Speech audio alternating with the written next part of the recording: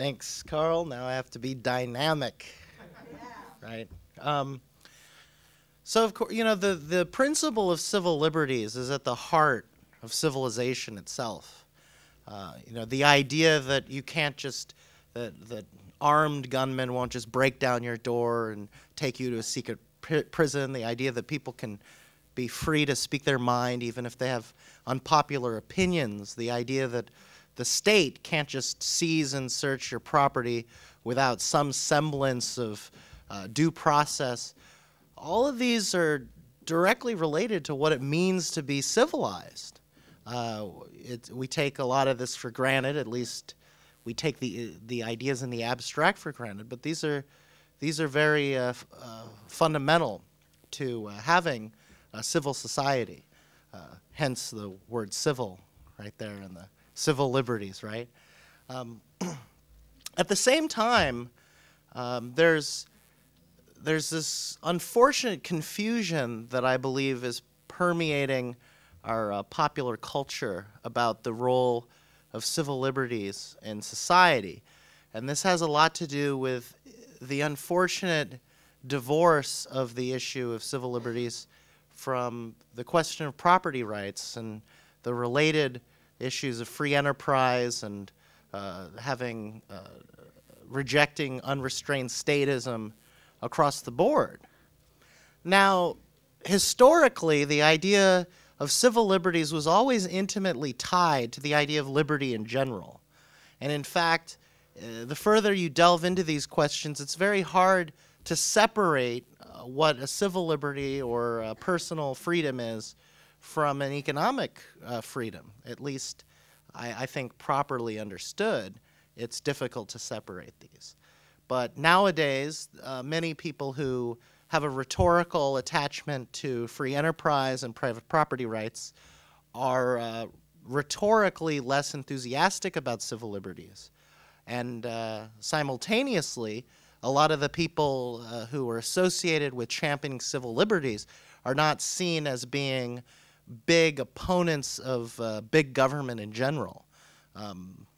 We see this in kind of the assumptions about, say, the American Civil Liberties Union being a leftist group associated with the Democratic Party, policies such as big social programs and all of that. Now, I think it's certainly better if someone's going to be advocating anything that they be as pro-freedom as possible on as many things as possible. But this separation of these ideas, I think, has been disastrous and continues to be. Originally, these ideas were all bound together, and those who championed civil liberties tended, more or less, to also be opposed to other forms of extreme statism. In our own tradition, in the Anglo-American legal tradition, we had, of course, in England the Magna Carta of 1215, where nobility sought to restrain the king. It wasn't quite as lofty and idealistic as people like to make it out to be. It wasn't a bunch of peasants rising up and saying you can't conscript us into your armies or anything like that. But it was a step toward this awareness. And throughout the whole centuries that followed in England, there was a struggle over habeas corpus. In the 17th century, there were the levelers who supported the idea of popular sovereignty as well as religious toleration. And certainly in the founding of this country, the founding fathers, or as I think you have to call them now, the framers, or whatever we call them, although we can find hypocrisy in what they were doing and saying, the general thrust of what they were saying, or at least what the more classical liberal ones were saying, was to champion freedom and liberty. And of course, the American revolutionaries were particularly concerned about civil liberties, the rule of law, and all the rest, because they had witnessed the redcoats employing so-called writs of assistance, which were basically self-signed search warrants. They were very concerned about freedom of speech. the right to bear arms, privacy. This is why the Bill of Rights is very explicit about a lot of these concerns that they were very particular about. But they were also opposed to mercantilism in general and opposed to the big government, big business collusion at the time. They were supporters of the idea of economic liberty, more or less, as they were civil liberty. And this is how the different traditions in politics tended to be for a long time. There were those who favored protections of the individual as well as less restrained economic arrangements. And there were those who favored the state, the all-powerful state. Back then, it was a slightly different flavor of statism. They were opposed to absolute monarchism, the old tie between the throne and altar. Of course, many of those who opposed religious persecution and advocated at their most radical the separation of church and state, many of these people were religious, so it wasn't so much they were afraid of religion being imposed on them, though many of them opposed that too out of principle, but they saw religious, they saw that when the state was involved with religion, it was very corrupting to the church as well. And so this consistency can be seen, but sometime in the last century and a half, we saw the different ideals of freedom separated. And so today, many of the people who are associated with the idea of championing civil liberties are at the same time advocating the advance of government on the economic front, especially domestically. And this, I believe, this tension cannot maintain. That this inconsistency, this is irreconcilable. Obviously, when we go to the super extreme of like the Soviet Union, communist countries, National Socialism in Germany, and all the rest, few people believe that there's robust civil liberties there. There was a time in America when there were many American journalists on the left who admired the Soviet Union, even as they were complaining about their own government, the U.S. government's crackdowns on civil liberties, not quite understanding that the Soviet Union wasn't exactly a civil liberties paradise. In fact, it wasn't until Woodrow Wilson, who actually is one of the revered progressive presidents of all time, it wasn't until in his era, in the midst of World War I, that many radicals from America were deported to Russia, that some of them, notably Emma Goldman, wrote about her experience, and she said, this is a dictatorship. This is worse than America. I mean, she was still, I think, had legitimate critiques, at least some of them, of the American system, but when you have the total state, there is no civil liberty. But short of that, is it possible to have this kind of social democratic system, this kind of liberal corporatism that we see in the Obama administration, for example? Can this be reconciled? I don't believe so. I mean, we obviously have better civil liberties here than some people have been subjected to. But anytime the state advances, civil liberties are either directly diminished or they're under the threat of being diminished. And this is because the reason that we support civil liberties, even the ones that sound kind of mechanical and logistical about due process, warrants, it's not that the idea of a piece of paper with a judge's signature is itself, it's not that we're abstractly have faith in this document as much as we need barriers against the state doing anything it wants. And why would we believe in those barriers if we trusted the state? Of course, we don't, we shouldn't. We were founded largely by people who never trusted the state. I mean, the Bill of Rights is a very paranoid document. But the other issue, which is not unrelated, has to do with private property.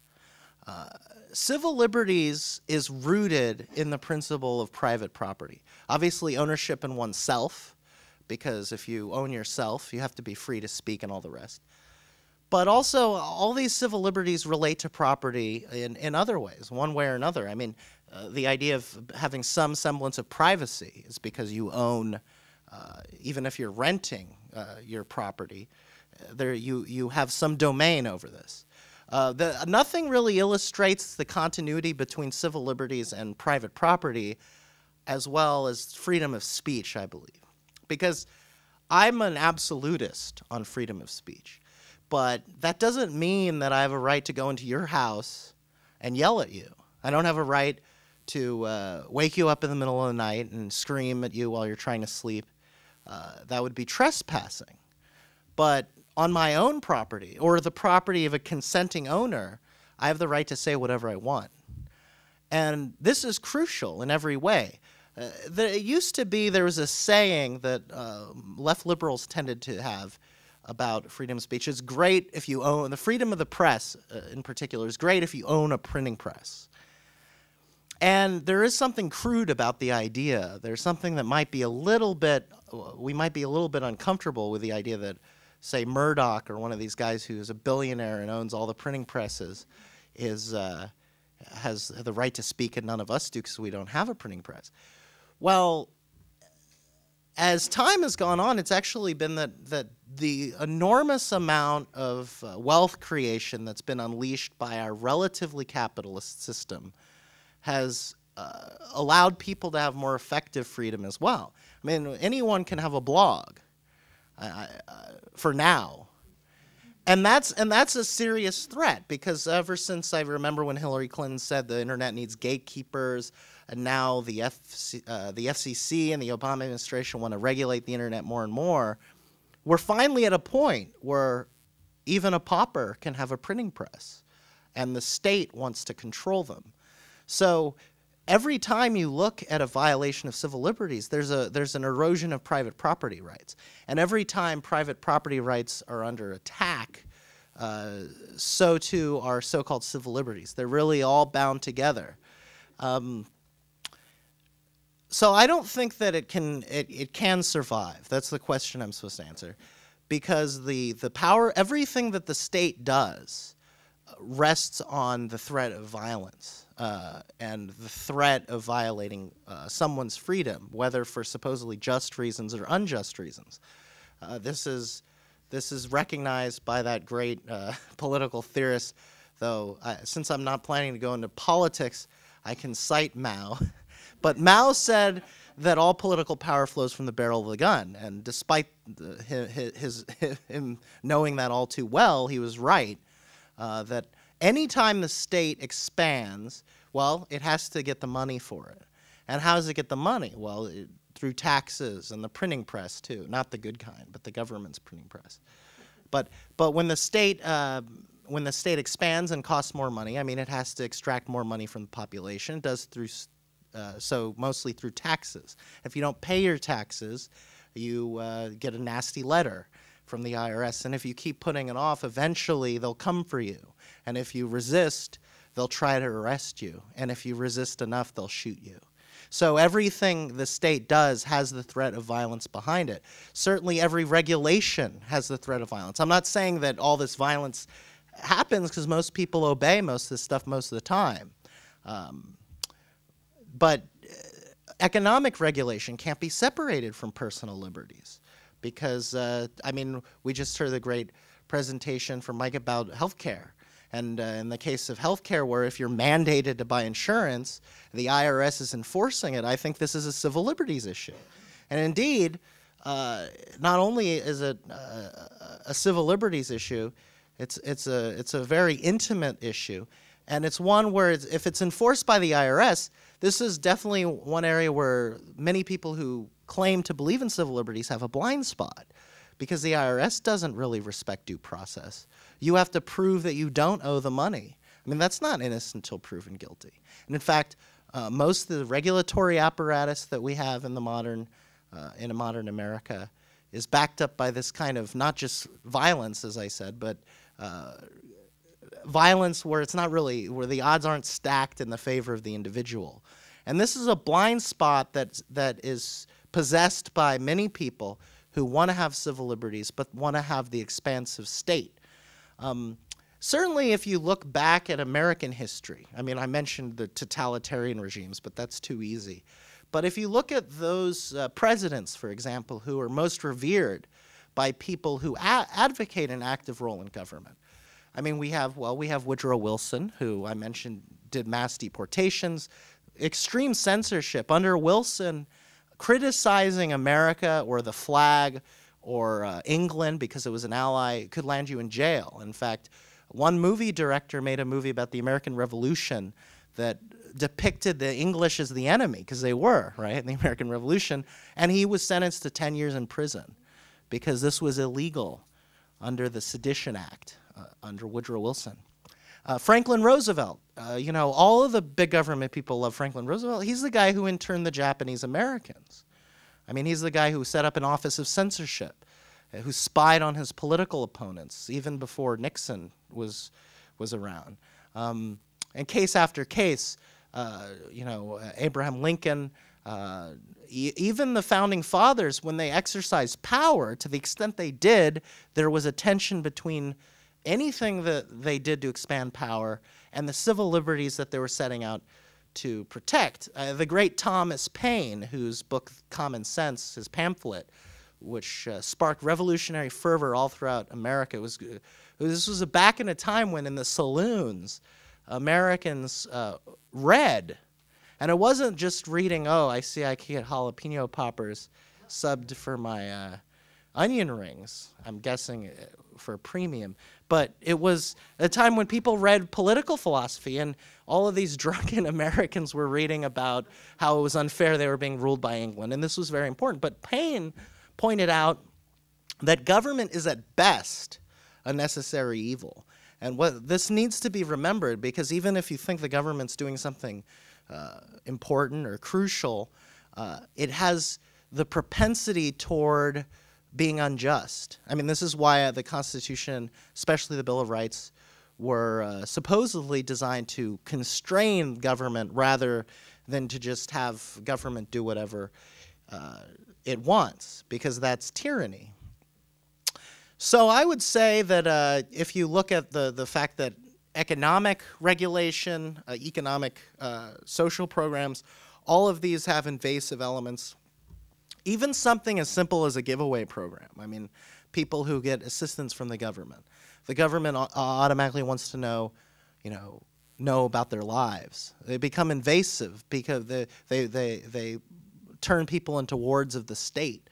And even something that's seemingly innocuous from the point of view of many of these folks who like the ACLU, for example, but also like big government. I remember when the census thing came up and people were, some people were opposed to the census being so invasive, asking you about your race, asking you, which by the way, that information was used during World War II to round up the Japanese Americans, the census data. It's a very real concern. And there's a disconnect here. Because it's not just that government programs that we like or don't like, that the government can be totally benign at one thing and benevolent and holy or whatever, but in another arena it becomes a totally different animal. We are talking about the essentially same type of institution,